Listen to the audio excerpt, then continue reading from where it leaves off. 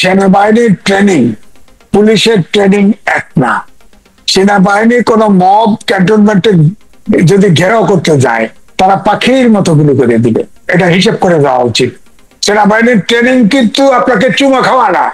সেনাবাহিনীকে আক্রমণ করলে সেনাবাহিনী সোজাসুজি বধ করে দিবে, এটা হিসেব করে দেওয়া যায়। সেনাবাহিনী তাই করবে, এখানে কোনো খাতির নেই, কোনো খাতির নেই। ধরে ধরে নিয়ে সব পথ মার্শাল করে দিবে। এত সহজ না সেনাবাহিনীকে আক্রমণ করা, অত সহজ না। সেনাবাহিনী আজকে যদি আসে দাঁড়ায় যায়, ক্রাইসিস তৈরি করে, সেনাবাহিনী তো নিয়ে নেবে সরকারের। দেশের স্বাধীনতা সার্বভৌমত্ব রক্ষা করার দায়িত্ব সেনাবাহিনী। তখন তো রাজনীতিবিদদের হাত থেকে দেশ ছুটে যাবে, সেনাবাহিনী দায়িত্ব নিয়ে ফেলবে তখন যদি ক্রাইসিস তৈরি করে। এগুলো হিসাব করে সেনাবাহিনীকে নিয়ে কথা বলুন। আর্মিকে দুর্বল করার প্রচেষ্টা, বক্তব্য হচ্ছে যে এই ছেলেরা এখন জাতীয় রাজনীতি দলের নেতা, তারা যে এই যে ফেসবুকে আইডি দিল এবং তারপরে এই যে স্টানবাজি গুলো করলো, করে সারা দেশটাকে অস্থির করলো। আবার প্রফেসর ইউনূসও এটাকে বলে দিল ওই সময় যে আমাদের আওয়ামী লীগকে নিষিদ্ধ করার কোন পরিকল্পনা নেই। এতে আমার কাছে মনে হয় আসলে এই নির্বাচন পিছিয়ে দেওয়া এবং দেশটাকে একটা জঙ্গিবাদের দিকে ঠেলে দেওয়ার একটা প্রচেষ্টা আমার কাছে মনে হয়েছে। এটা সঠিকভাবে ধরেন এই ঘটনা ঘটলো, সাথে সাথে তো প্রধান উপদেষ্টা পারতেন আর্মি চিফ করে ডেকে, বা তারাও যেহেতু জাতীয় নেতা এখন হয়ে গেছে, তাদেরকেও ডেকে বলতে পারতো যে কি কি বিষয় কি আলোচনা হয়েছে, আপনারা কেন আলোচনা করতে গেছেন। সেখানে তো আর্মি চিফের মিলিটারি অ্যাডভাইজারের সাথে মাধ্যমে অ্যাপয়েন্টমেন্ট দিয়েছে, তারা গেছে। এখন ধরেন আপনি আর্মি চিফের সাথে কোন একটা যৌক্তিক কারণে আপনি দেখা করতে চাইলেন, দেখা করতেই পারেন, সমস্যা নাই। কিন্তু সেটা দ্বিপাক্ষিক আলোচনা হলে আপনাকে বুঝতে হবে কোনটুকু আমি বলবো, কোনটুকু আমি বলবো না। আপনি ফেসবুকে আপনি দিয়ে দিলেন, এটা কেমন জাতীয় নেতা? এরা কি উচ্ছৃঙ্খল এজেন্ট বললো স্টানবাজি। যে ষড়যন্ত্রের কথা আপনিও মিন করছেন, আমরাও মিন করছি, এবং সারা দেশের মানুষ আমার মনে হয় যারা সচেতন একটু, তারা সবাই মিন করছে যে পুরো ইনস্টিটিউশনকে একটা ধ্বংসের মুখে তার প্রান্তে নেওয়ার জন্য একটা পরিকল্পনা হতে পারে। তাহলে এই কথাগুলো তো বেরোলো এই ছাত্র নেতাদের মুখ থেকে। আবার আপনি বলছেন যে ভারতের একটা ডিজাইন থাকতে পারে, তারা তো আর ভারত পন্থী নয়, তারা তো তুমুল ভাবে ভারত বিরোধী, বরং তাদের সাথে পাকিস্তানের কোনো কানেকশন থাকতে পারে এমন অনেক বলছেন। আইএস এর যোগাযোগ থাকতে পারে, তুরস্ক, চীন, এমন কারো কারো যোগাযোগ থাকতে পারে। সেই জায়গা থেকে আমরা সমীকরণটা কিভাবে মিলাবো? আপনি সমীকরণ মিলাবেন কিভাবে? তারা আর্মি চিফের সাথে দেখা করতে গেছে কেন? রাজনৈতিক নেতা, তারা কেন দেখা করতে গেছে বলেন? এখানে তাদের পেটের ভিতরে কি আছে ষড়যন্ত্র আপনি কি করে বুঝবেন? তারা তো আপনি দেখেন, তারা পলিটিক্স করতেছে, বিএনপির সবসময় সমালোচনা করে, জামাতের সমালোচনা করতে দেখেছেন? কোন ধর্মীয় রাজনৈতিক দলের সমালোচনা করতে দেখেছেন? দেখেন নাই তো। সুতরাং তাদের ডিজাইন কি আছে তারা তো আপনি দেখেন, আমি আগেও আপনার এই চ্যানেলেই বলেছি, বিজ্ঞানের যুগে আপনার স্কুলের ছাত্র থেকে ইউনিভার্সিটির ছাত্র পর্যন্ত আপনার পড়াশোনার দিকে মন নেই, এখন সরকার চালানো ব্যস্ত।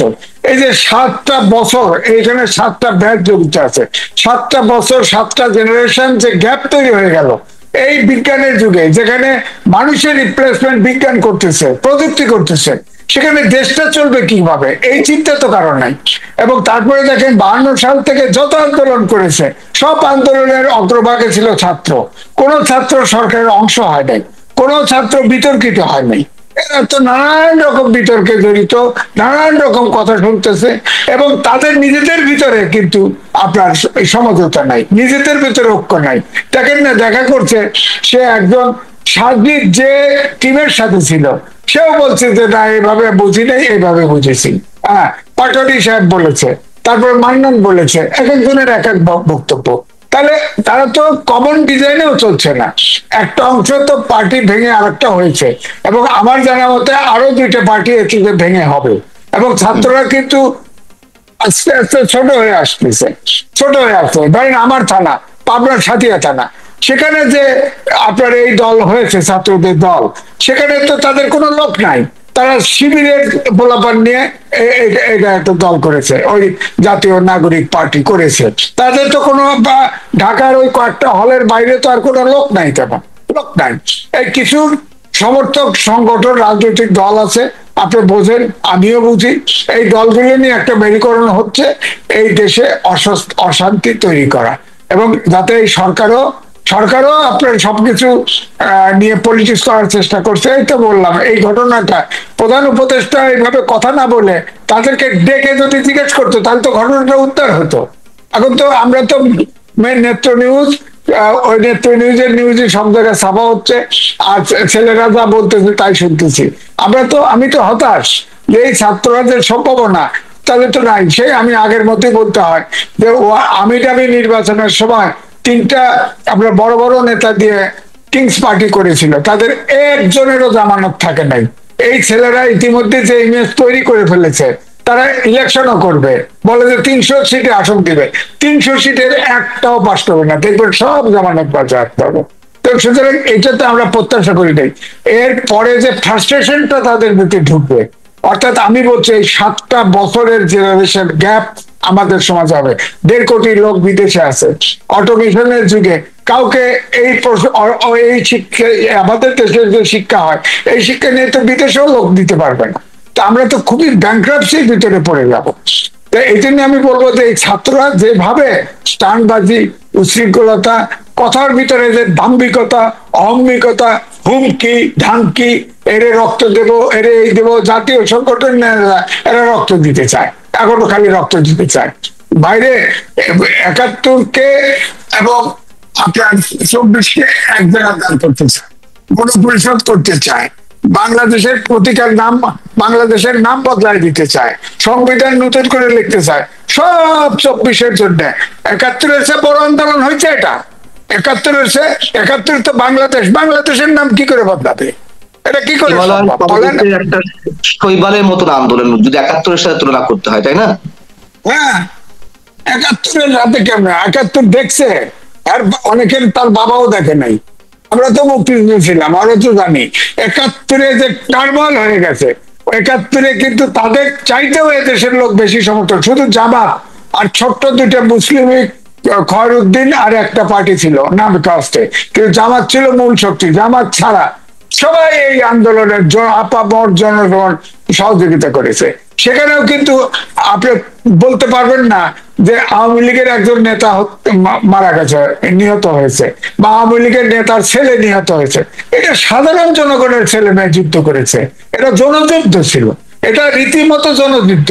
এটা তো বলতে হয় ছাত্র জনতা, সর্বাগ্রে সব আন্দোলনে তো ছাত্র অগ্রভাগে ছিল। এখন তারা আন্দোলন মনে করতেছে তারা একা করছে। আরে ভাই, 17 বছরে গ্রাউন্ড তৈরি হয়েছে, ব্যানার রেখে সব রাজনৈতিক দল সহযোগিতা করেছে, জনগণ সহযোগিতা করেছে, আবার বাসার থেকে ঢিল বের বেড়ে খাবার ফেলে দিছে, আবার বাসার থেকে সবাই তো হেল্প করেছে। আমি তো বিরোধিতা করতে দেখিনি কাউকে, অথচ এখন তারা একলা চলো নীতি দিয়েছে, সব একা প্রস্তাব। আপনি বলেন বাংলাদেশের নাম পরিবর্তন কে চায় বলেন? একটা দল মুখে চায়, সাহস পায়, একটা দলও চায় না, তারা চায়। গণপরিষদ চায়, কারা চায়? ওরা একা চায়, ওরা একা চায়। সংবিধান পুনরায় লিখতে হবে, কে চায়? ওরা একা চায়।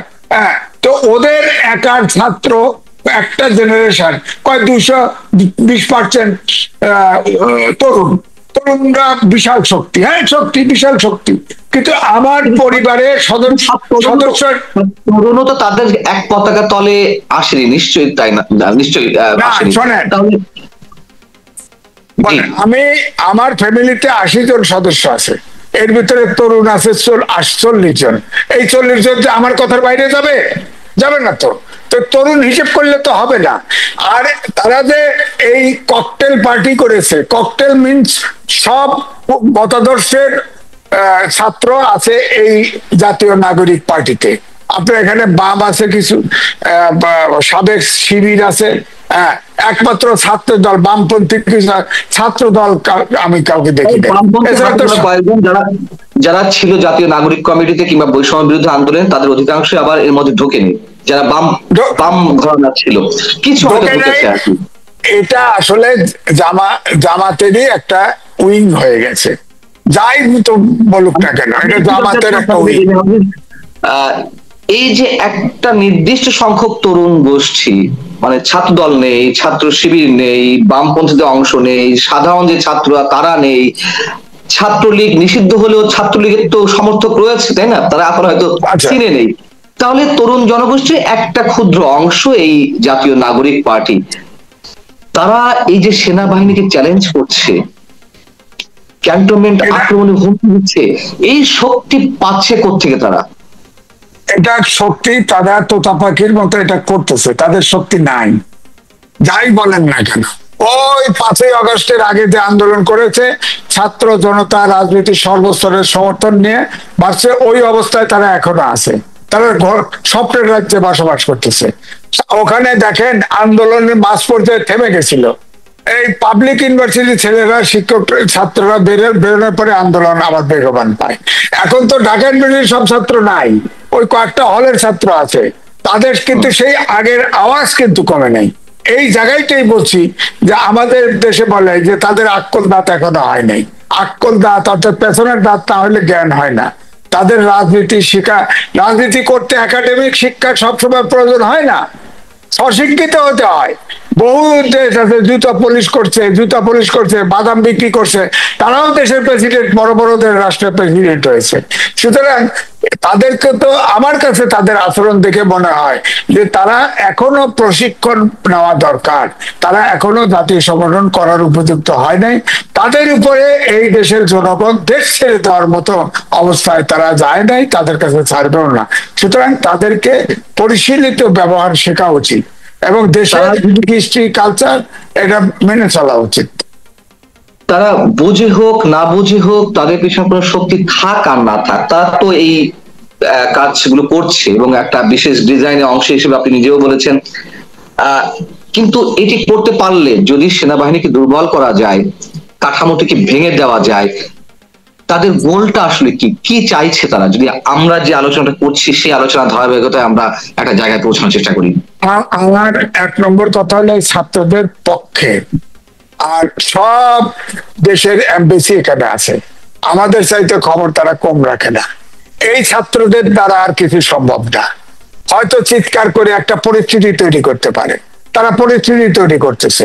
আমার কাছে মনে হয় যে জাতীয় নির্বাচন এটা না দিয়ে এই শাসন লিঙ্গারিত, মানে ভিন্ন ধরনের কোন শাসন, অথবা এই শাসন ব্যবস্থাকে আপনার টেনে দীর্ঘায়িত করার চেষ্টা হচ্ছে। আমার মনে হয় এটা পরিকল্পনার অংশ হিসেবে তারা ব্যবহৃত হচ্ছে।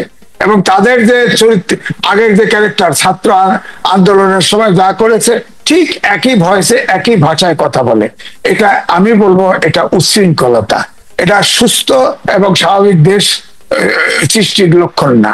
এবং আমার ধারণা যে যত যাই করুক না কেন, এই আর্মি ইনস্টিটিউশনকে ভাঙার শক্তি এই ছাত্রদের নাই। এই ছাত্রদের সেই শক্তি কিন্তু আস্তে আস্তে ক্ষয়িষ্ণু এবং ক্ষয় হতে হতে এমন জায়গায় চলে গেছে, আপনি খেয়াল করে দেখেন কিছু নরম ছাত্রলীগ আর ছাত্র শিবির লোক দিয়ে দিয়ে সংগঠন করতেছে, সংখ্যা বাড়াচ্ছে নিবন্ধন পাওয়ার জন্য। এবং আরো সময় এখনো ছাত্ররা নিবন্ধন নাই, জামাতের নিবন্ধন নাই। সুতরাং এই জন্য ছাত্ররা আরো যাতে গুছিয়ে উঠতে পারে, এই জন্যই এইসব নানান ইস্যু তৈরি করা হচ্ছে, একটার পর একটা ইস্যু। দেখেন আপনার গণপরিষদ চাই, আবার বলে আপনার গণপরিষদের নূতন সংবিধান চাই, বাংলাদেশের বলে যে বাংলাদেশের সরকারের পরিবর্তন, দেশের নামের পরিবর্তন চায়, নির্বাচন দিতে হবে, স্থানীয় সরকার আগে নির্বাচন, এক একটা ইস্যু তৈরি করে এক একটা ঝামেলা তৈরি করে। কিন্তু এই সংগঠনকে আমার মনে হয় এটা ডক্টর মোহাম্মদ ইউনূসও এর পৃষ্ঠপোষক হিসেবে জড়িত আছে, যে এদেরকে শক্তিশালী করার।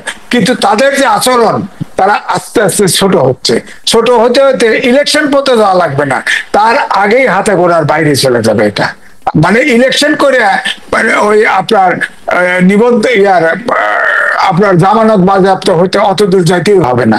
আমার শেষ প্রশ্ন, সাপ্লিমেন্টারি একটা আছে এই প্রসঙ্গে, সেনাবাহিনী কি যথেষ্ট ধৈর্যের পরিচয় দিচ্ছে যা কিছু ঘটছে তাদের বিরুদ্ধে, নাকি তারা সঠিক অবস্থানে আছে, অথবা তাদের কি ভূমিকা নেওয়া উচিত এই মুহূর্তে?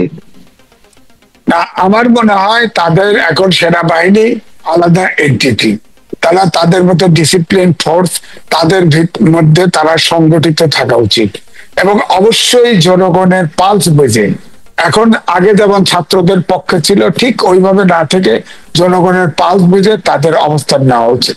আমার মনে হয় আমাদের সেনাবাহিনী শেষ আশ্রয়, আমাদের বিচার বিভাগও নড়বড়ে, সব প্রশাসন নড়বড়ে, পুলিশ নড়বড়ে, এখনো সেনাবাহিনীর উপর আমরা তাকিয়ে আছি।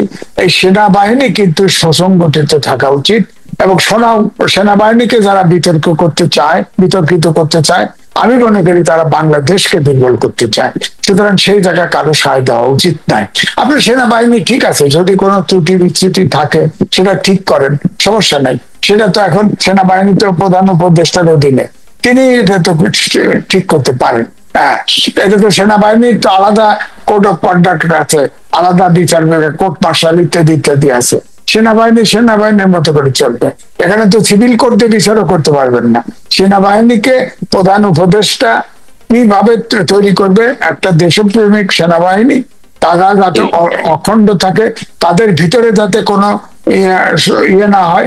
যেমন ধরেন প্রেসিডেন্ট জিয়া ছিলেন, জিয়া যখন তাকে গৃহবন্দী করা হয়, এরপরে যখন সে ফাইনালি ডেপুটি চিফ হয়, তার সাহেব তাকে ডেকেছে ক্যান্টনমেন্ট থেকে বের করে এনে আলাপ করার জন্য, সে কিন্তু আসে নাই। এটা তার রাইট ডিসিশন ছিল। সে তার অভিযোগ আছে তার বিরুদ্ধে যে সে তার সময় এতগুলো কু হয়েছে। আরে কর্নেল তার তো লিফলেট বিতরণ করে সেনাবাহিনীর সদস্যদের বিপ্লব করতে চাইছে।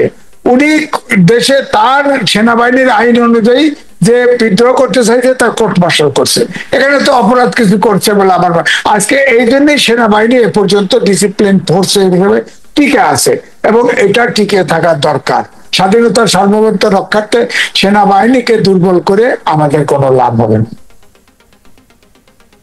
এবং সেনাবাহিনী আমরা যতদূর জানতে পারছি যে এইসবের বিরুদ্ধে যা কিছু চলছে, এক ধরনের মব ক্রিয়েট করার চেষ্টা চলছে, বিষোদ্গাত চলছে এবং আক্রমণের হুমকি ক্যান্টনমেন্টের উপরে, এগুলোর বিরুদ্ধে হার্ড লাইনে যেতে পারে এরকমটা শোনা যাচ্ছে। যদি গিয়ে থাকে সেটি একজন সিনিয়র জার্নালিস্ট হিসেবে আপনি নিশ্চয়ই সেটিকে সমর্থন জানাবেন, নাকি অন্য কোনো কথা?